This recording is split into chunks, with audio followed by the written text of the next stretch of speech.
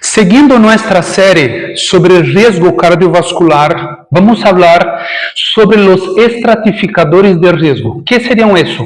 ¿Cuáles son los principales factores de riesgo para que una persona pueda sufrir un infarto, un síndrome coronariano agudo, que es el inicio de un infarto, o también un ACV, un accidente cerebrovascular?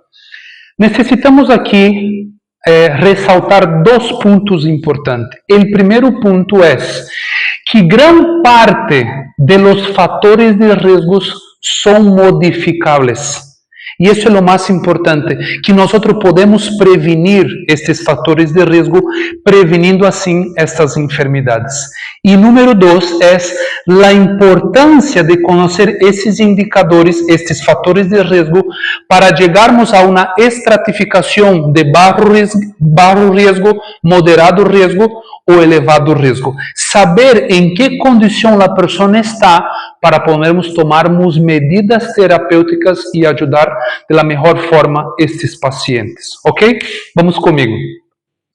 Nosotros en cardiología tenemos siempre lo que son los guidelines, que son las guías que nos ayudan a tomar parámetros e indicadores para llegarmos a un nivel de evidencia A y nivel de evidencia B. A nível de evidência A, que são os riscos mais importantes, que têm maior consequência para sofrer um infarto da pessoa, são o LDL, o colesterol LDL, o diabetes tipo 2, a hipertensão arterial, o uso de tabaco e a idade. As mulheres por encima de 55 anos e os homens por encima de 45 anos. Estes são os principais fatores de risco para que a pessoa possa ter um risco aumentado cardiovascular. Qual é a meta de LDL para a prevenção em pessoas normais que não têm enfermidades coronarianas? Manter por debaixo del 100. Isso é importante. Miligramos por decilitro. Isso é o importante de LDL. Pero em pessoas que já tiveram um infarto ou têm uma enfermidade arterial coronariana, necessitam manter isso por debaixo de 60 e até mesmo por debaixo de 50. Ok? O diabetes tipo 2, que aqui necessitamos medir a glucemia em ayuna e também a hemoglobina glicolizada. A glucemia em ayuna seria tem que manter por debaixo de 126 e melhor por debaixo de 100, que é o valor normal. De 100 a 126 já é pré-diabetes. E a hemoglobina glicolizada manter por debaixo de 6,4. 6,4 de hemoglobina glicolizada. A pressão arterial, quando já é um fator de risco, é quando já está 130/90, que a pressão normal é de 120/80, pero quando está 130/90, a pessoa já tem um risco aumentado cardiovascular, e quando está por cima de 140 já tem hipertensão. Isso é uma pré-hipertensão arterial. O tabaco, que causa lesão endotelial por los compuestos que tem, e a idade, as mulheres 55 e os homens 45. Algunos guidelines, algunas diretrizes médicas dicen un poquito más, pero por general que nosotros utilizamos el estudio de Framingham, que fue realizado en Massachusetts, en Estados Unidos, há muchos años, utiliza esta referencia: mujeres 55 y hombres 45. Nível B: histórico familiar de enfermidade arterial coronariana, que isso pode ser também o ACV. Tanto nas coronárias, a pessoa já teve um histórico familiar, a pessoa tem um histórico familiar, algum familiar, ou então um histórico de ACV, acidente cerebrovascular.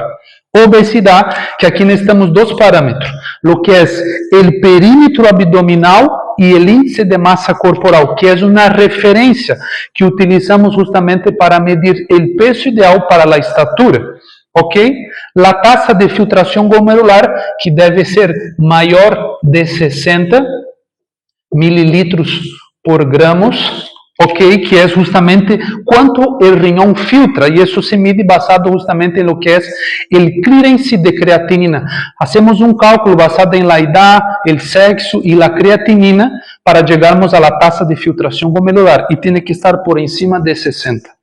El score de cálcio, que es a través de una tomografía del corazón, se ve justamente la cantidad de cálcio que está dentro de las coronarias. Y la albuminura, que es cuando el paciente, la persona está eliminando proteínas por la orina. Entonces eso también tiene un valor y esos son los principales factores de riesgo para una persona sufrir infarto. Hay otros más, pero esos son los principales. Lo que vamos ahora justamente es el tema del nivel de riesgo. Para que nosotros sepamos y llegamos a un determinador común o por ejemplo, un diagnóstico exacto del nivel que la persona está, tenemos que entender varios aspectos. Eso ya es un poco más profundo, pero lo que quiero recalcar aquí quizás son algunos puntos principales. Para llegarmos si la persona tiene bajo riesgo, moderado riesgo o elevado riesgo, necesitamos entender vários aspectos. Por exemplo, uma pessoa que tem diabetes tipo 2, mais de 10 anos, automaticamente essa pessoa já entra em moderado risco. Uma pessoa que tem LDL por encima de 100 ou por encima de 150, 190, automaticamente essa pessoa já entra em elevado risco. Uma pessoa que tem 3 destes fatores, principalmente 2 de los fatores A e 1 del factor B, ou hasta mesmo 3 de fatores A e mais alguns fatores B, por exemplo, automaticamente a pessoa já vai para um elevado risco cardiovascular.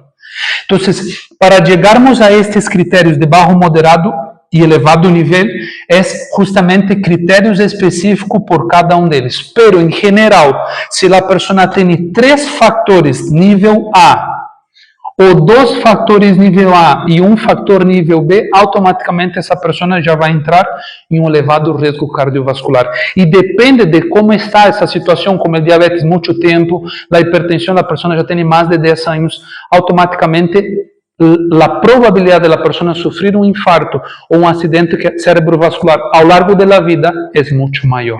Ok? Não se olvidem, esses fatores estão em tu possibilidade cambiar.